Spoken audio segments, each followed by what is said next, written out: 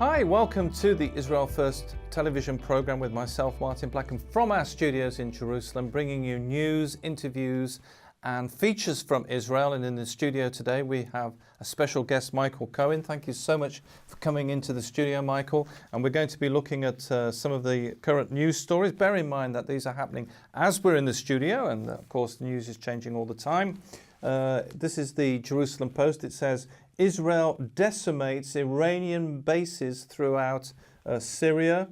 IDF strikes after 20 rockets fired at the Golan.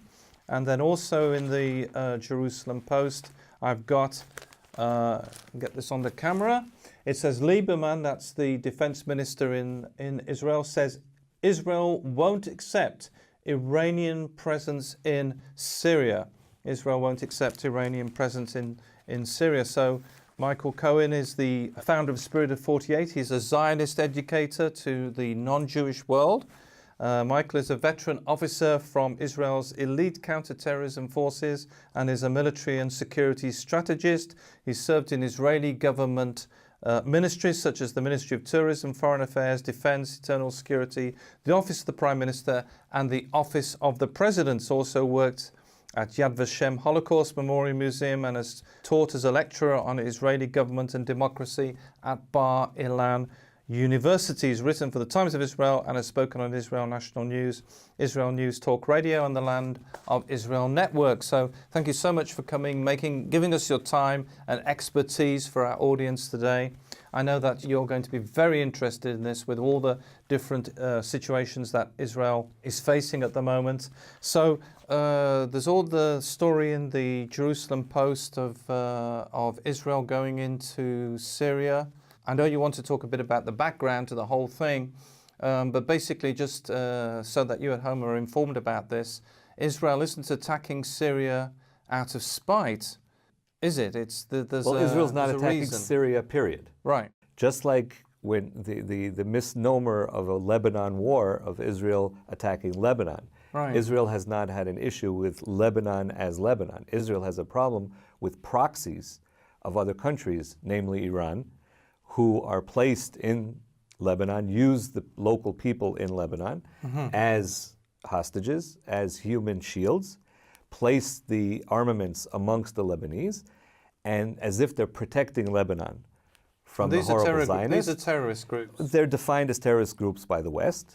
And so when Israel's attacking in Syria, it's not attacking Syria. It is very careful not to attack Syrian civilians and Syrian military assets unless they're connected to Iran. And like the nuclear power plant that was creating nuclear weapons, or today, the Iranian strongholds. Israel's very, very careful not to begin to try create a flare-up between Israel and Syria, as opposed to trying to tell the Syrians it's not in your best interest to have these people coming from your east and trying to occupy your space in order to dominate the area. Now, Iran it's a strange situation because Iran shouldn't really be around here.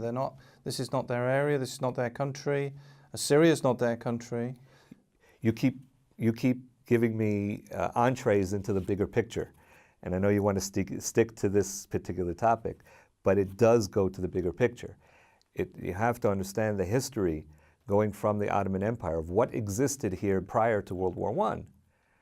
So there's actually a triangle going on.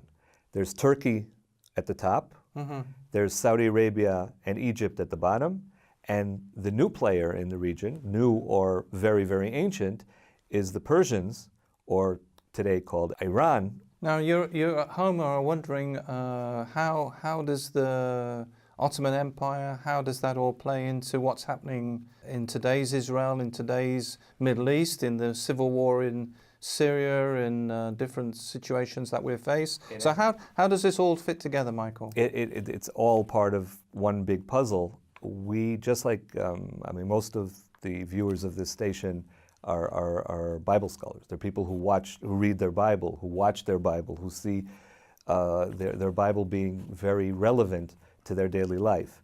And this story goes back Just like in a biblical story, this story goes back to at least 120 years from where we stand today, to a time where the Turkish Empire, called the Ottoman Empire, controlled this entire region. And you can see the graphic that is being put up right now about where that Ottoman Empire existed. If you look at that graphic, along with the graphic of the Christian Empire after the Crusades, you'll see that they're pretty much one on top of the other. That the Muslims went north to push the Crusaders back. The Crusaders then pushed back east and west. The Muslims then pushed back. Then the Crusaders pushed back, and back and forth. As far as this region is concerned, the Islamic world and the Arab world, Turks are not Arabs, Persians are not Arabs, Iranians are not Arabs. So it's very complicated. They consider every component that is not Arab or Islamic to be foreign and therefore to be occupiers. Turkey is now trying to reestablish itself after 100 years of being part of the West.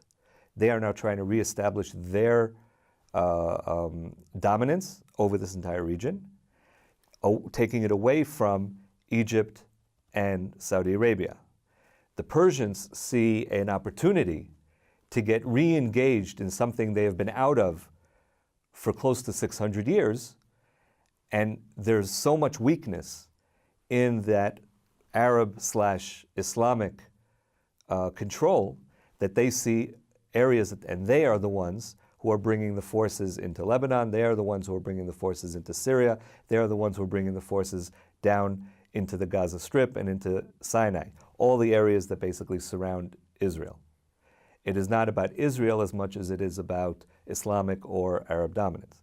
Now, because, as you know, we're talking about a tribal region, they have many fault lines amongst themselves, many more fault lines amongst themselves than they have with the West or with Israel. So they have to have a common enemy in order to survive. Until the so-called Arab Spring, right, the people who controlled each one of these countries, whether it's Libya, Egypt, Saudi Arabia, Iraq, Syria, were all tyrants, one-person tyrants, who controlled their people with extreme violence and extreme power. The Arab Spring supposedly released the people from those tyrants, but by doing so, released chaos, because they released the tribes to re-engage with each other. Mm-hmm. What we're seeing in Syria is a fight amongst Arab/Muslim. In some cases, the fight is about Islam, and in some cases, the fight is about being an Arab. Who controls the Arab world? If you ask somebody, an Arab, mm-hmm, from the north part, Lebanon, Syria, Turkey, what is Israel? What is Israel occupying? They will tell you southern Syria. If you ask an Egyptian, what is Israel occupying? They will say northern Egypt, or part of the Arab Empire. If you ask a Saudi the same question, they will say they're occupying Islamic land. Each person that you ask in the region will give you a different answer based upon their perspective. And the important thing for the viewers is that there are two lines, very simple lines, in order to understand this region that we have to remember. In order to create a picture, we have to have two elements. We have to have a perception of what is reality, and we have to have a perspective from which we come in order to interpret that reality. And then we get a picture of an issue. Another way of putting it is, there's a narrative, a story that we tell ourselves, a story that we've been told, a story that we read, plus a perspective, an angle that we want to take, equals our perception. So when we're looking at a flare-up, whether it's in Sinai, whether it's in Golan, whether it's in Gaza, wherever it is, we have to take into consideration what is the narrative with which we come, what is the perspective we bring to the question, and then we find out why the reporter is reporting the way they are and using the terminology that they are. Which is very important for that you're at home are wondering about, because you've listened to many of the news reports around the world, particularly when there are, as Michael was saying, flare-ups in Israel. And very often the journalists or the newsroom will refer to occupied territory. If you're watching Al Jazeera or a station like that, all the time they seem to refer to occupied land, occupied territory.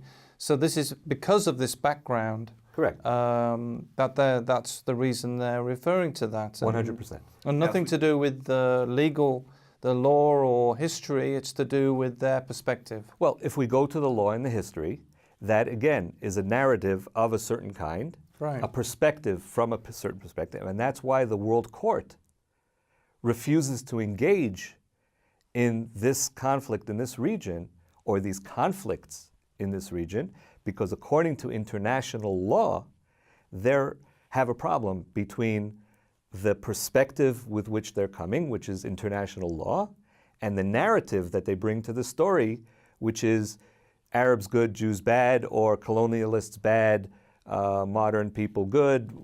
Any narrative they bring in conflicts with their view of international law. Whenever we hear talking heads talk international law, international law, international law, they are using a term, just like other terms in the English language have been hijacked by interest groups. That's a term that's been hijacked by interest groups.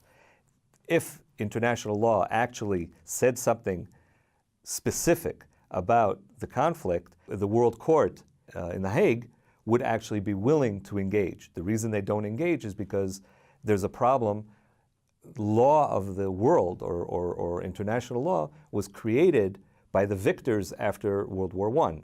And according to that law, the Jews have been given this piece of land, and Jordan, by the way, with a specific mandate to the British to create close settlement on the land of the Jews. Everybody was given human rights and equal rights as far as religion, as far as livelihood, as far as national, and so on. The only thing that the Jews were given that no one else was given was political recognition of this should be a Jewish entity from a political perspective. If you've just joined us, we've got Michael Cohen in the studio today, and he's a security specialist looking at the situation with the north of Israel and the south of Israel, the background to that. And you very kindly brought some books with you today you've got for us. Yeah. For those who want to understand a little more in depth what we've been discussing, what we're discussing takes several semesters in college to actually digest. Right. Not to read, to digest, to understand it all.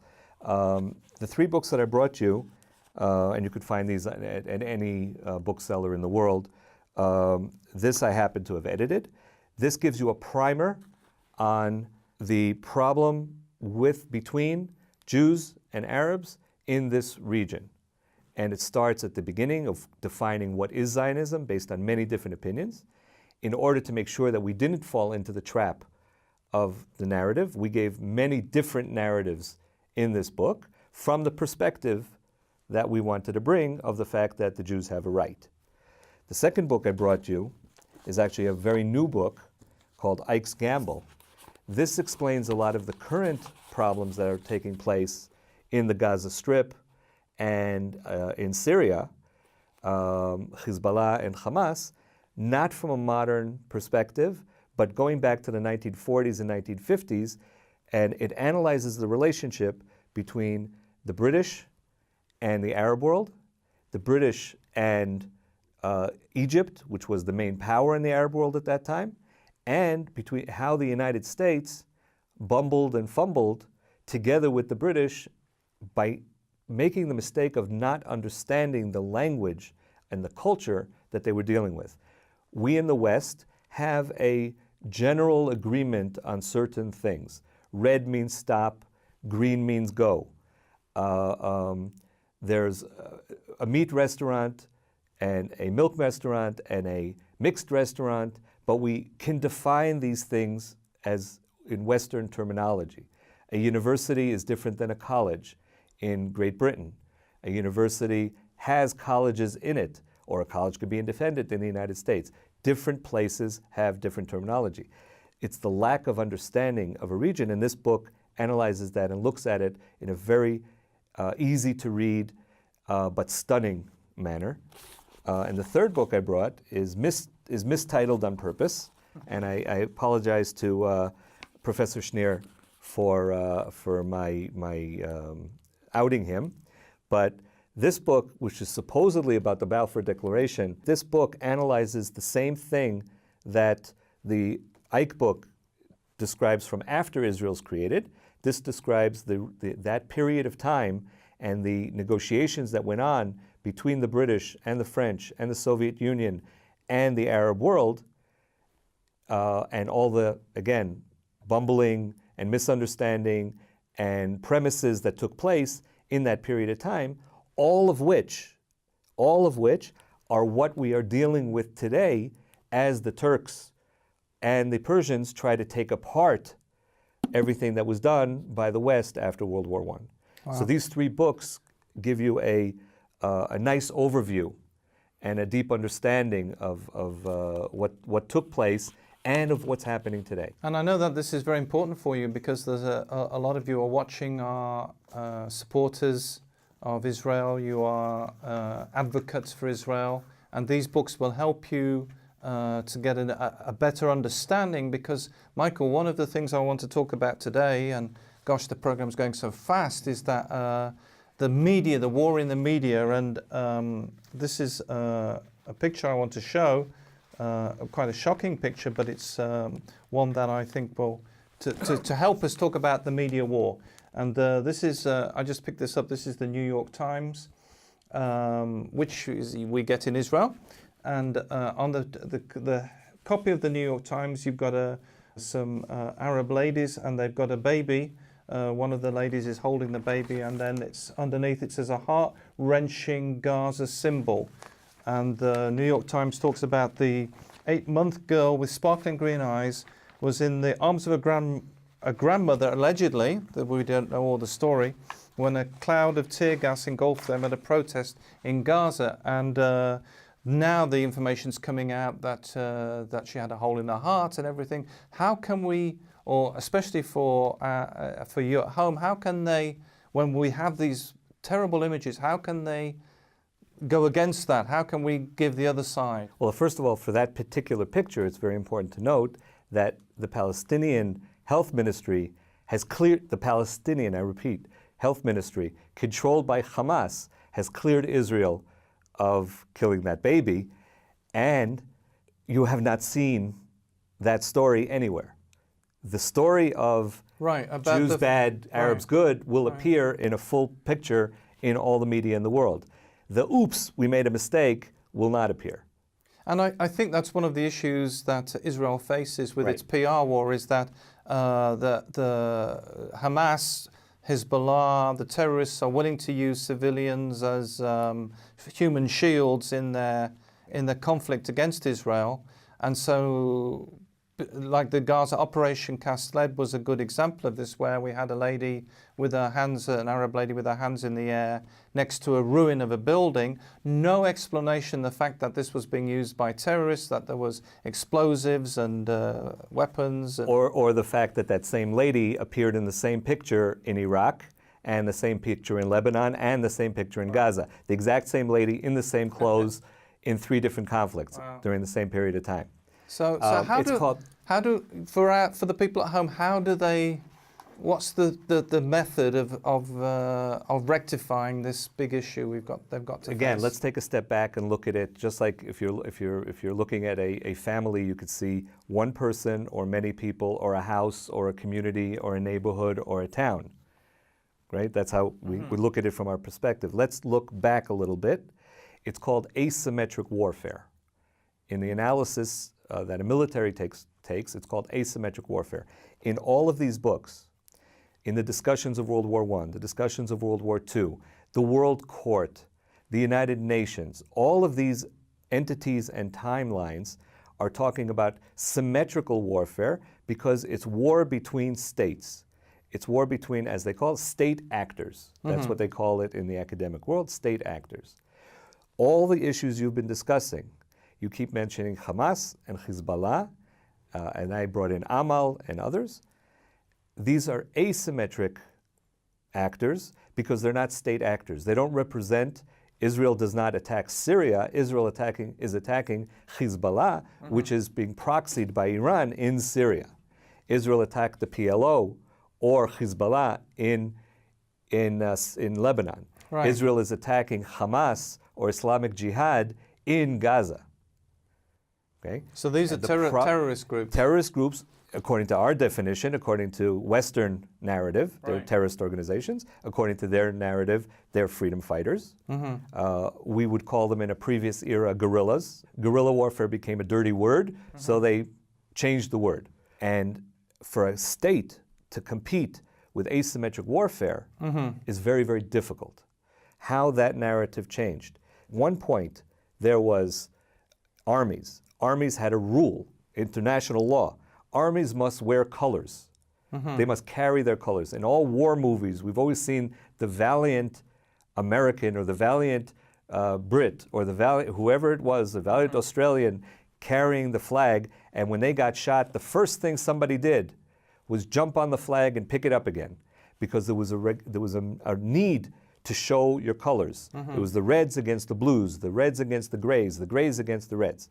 What you have here is a situation where they have learned that carrying colors brings symmetric warfare between country and country.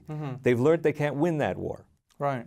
And therefore they have to come from a different perspective and from a different angle. And by doing so, they can hide in civilian clothes behind children, behind babies, behind women, in schools, in hospitals, and make it very difficult for the state to respond. Like what's happened if you're watching in the States in 9/11 or any of the terror attacks, Islamic terror attacks that have happened in the United States. The terrorists haven't had uniforms. They've gone onto planes in civilian, as dressed as civilians, but have used that to carry out terror attacks. Correct. So that asymmetric warfare takes place in the media as well. And the media comes from a perspective, it used to be that the media reported the news. Today, the media reports a narrative, the perspective of the producers or the owners or whoever it is that's putting that news broadcast together, including this news broadcast. This news broadcast has a very specific, biblical-based narrative, and from a specific, I would say, Christian Zionist perspective, which is much different than the Christ at the checkpoint narrative that takes place within Christianity as well. And therefore, every news broadcast today has a specific direction because it's asymmetric warfare. Everyone is fighting for their narrative. Everybody's fighting for their way of thinking. You don't have countries that get together to fight a war against a country. You have countries getting together to try to figure out how to solve the war on terrorism. And I think that's a very important point, because you're watching your news media, maybe you're watching BBC, CNN, ABC, they're watching the news media and they're seeing this bias against Israel, trying to figure it out, when they really need to realize that these stations all have their own agenda, they all have their own narrative, they all have their own bias against Israel, and it's very important that when you're watching that you know about that. Well, we've run out of time, Michael. You're kidding, wow. So it's been great to have you with us. You. Thank you so much for giving us your expertise. We really appreciate that. Don't forget there's Michael's books to get hold of, and so you'll be more well informed as to what's happening in Israel. I know that many of you are advocates for Israel and you're looking for different things to help you to write to newspapers, to write to the TV stations, and all of these books will help that. And we look forward to seeing you next week. Shalom, dear friends. We carry on the Decalogue, which is the 10 Commandments. Do you remember the name in Hebrew? Is Aseret Advarim. You're right. So we look at the first commandment, which is, I, Adonai, am your God, who brought you out of the land of Egypt, the house of bondage. And in Hebrew, it is Anochi Adonai Elohecha, Asher Otzitecha me'eretz Mitzrayim, mi bet avadim. So we are going to look at the name because it's very special. God say Anochi, and usually we say Ani for I, and there he really wants to show with this name Anochi is like the divine self, is himself who is there and say, I'm taking you out of the land of Egypt. After he say Hashem or Adonai, and Adonai is really the God of infinity, the God of the present, the future, and the past, and he's there with us. Then we have Eloha, and Eloha is beautiful, is your God. He's not just a creator, he's the God who is going to be with us and a personal God. Then he takes us out, and is Asher Otzitera. When you see an exit in a cinema or in a shop, it's like Yetzia, and it comes exactly is the same route, and God is taking us out of somewhere, and he takes us out of Me'eretz Mitzrayim, and Me'eretz is the land of Egypt. And Egypt, Mitzrayim, is a very interesting name because it comes with the root of Tsar, and Tsar means narrow. So God is taking us out of our narrowness, and then Bet Avadim, he's taking us out of the land of slavery. Now, when you're a slave, your master has to make all the choices for you. You have no choice, and the time is not even yours. So when God is taking us out of the land of Egypt, he takes us out of our narrowness, and he takes us so we can be free to make choices, which is the beauty of being a human. So we look again at the name. In Hebrew, we are going to say it slowly again. Anochi Adonai Elohecha Asher Otzitera Me'eretz Mitzrayim Mi Bet Avadim. We said it again together. This is the first commandment. It's beautiful. And we will see you next week. Bye.